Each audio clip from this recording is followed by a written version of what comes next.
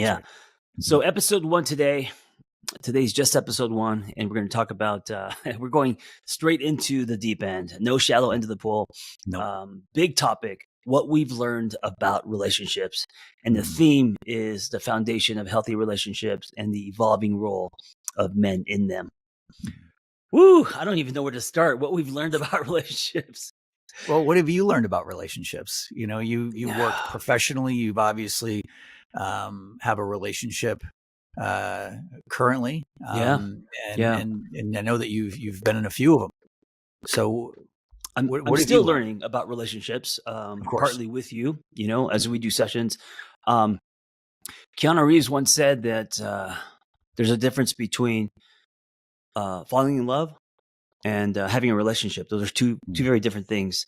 Mm. And I definitely now believe that more than ever, in that young love for me was the lightning in the bottle, dopamine, losing yourself in someone else. I've always been a hopeless romantic. I love love. Mhm. Mhm. I also naturally, when I invested in a relationship, nothing else mattered. It was just me and this person, and it's us against the world. Yeah. But We now, share that. now at 51, I'm very different. Mm. At 51, I believe that the love that we build is greater than its parts. I also believe that the miracle of love is by giving yourself corrective love experiences, that the love can actually start to heal people. And this Mm. is kind of what I'm fascinated about these days, is the power of love, and not just something that feels good that you want, but it being medicine, for your growth is that's huge. So those are some of my love lessons, broad strokes. Mhm. I would mirror mostly all of that. I've been an incurable romantic most of my life, and I would fall in love and fall in love and fall in love and wonder why it didn't seem to be sustainable. And then when I finally met my wife, I think what I've come to understand is that there's a couple of things happening here. One is that your love is sustainable if you can continue to fall in love with the evolution of the person, right? Mm-hmm. That Ashley's not the same woman I met, thankfully, 23 years ago. Right.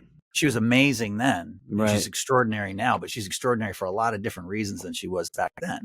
Yeah. And I hope the same for me. And so I think the thing that we've learned over time is to stay present enough with one another to watch the evolution, to see one another evolve, and to continue to fall in love with that. It's hard for me not to fall in love with someone who's challenging themselves to do what you're talking about, to heal, Mm-hmm. and to sew up their wounds.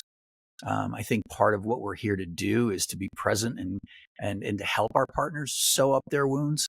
And so for me, that offers an extraordinary depth and vulnerability that I don't think we're talking enough about, and I'm hoping that we're going to cover a lot in this series.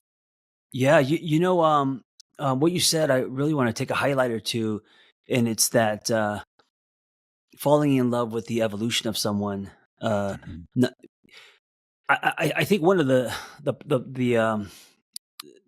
trenches we fall into is when people say you're not the person I met, it's a negative thing, is like, Mhm. Mhm. false Mhm. advertising, or Mhm. this is not what I signed up for. And the thing is, well, if I was the person you met 7 years ago, that means that no one's growing, and we are kind of Mhm. living in a time capsule.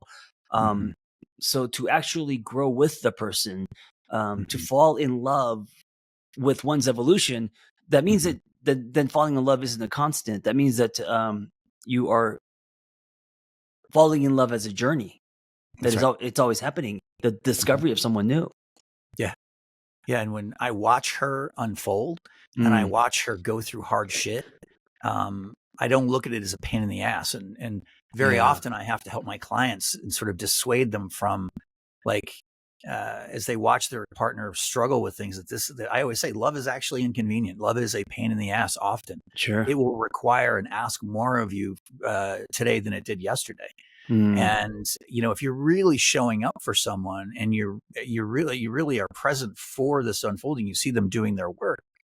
I don't know, for me, like, I don't know how you can't fall in love with that. I know that that's the thing that I've continued to love about her, is that she's constantly finding her growing edge, and she's also supporting me in finding my growing edge, because Right. thank God I am not the man today that she met 23 Yeah. years ago. That's not the guy she would want to be married to right now with 2 kids. I'm telling you that. It reminds me also of that saying that if you're not growing together, you're growing apart. There It you go. seems like it requires two pistons pumping for the engine to move forward, right? And so, if one person is not growing or interested in any self reflection, uh, then it just the relationship dynamic doesn't work. Yeah, and I alluded to that even in that young relationship I was speaking about with that woman many, many years ago. Is I recognized then and there that she was not interested in shift. She wasn't Hmm. necessarily interested in evolving. Right. Change was really, really scary, and I think change is scary for people in the micro and in the macro. Um, Well, but to be fair, you were very early. So at 19, she's like, "All right, dude, come back to me in 30 years. I want to go have fun. I want to go do some drugs and shit. Don't tell me well, to evolve at 19."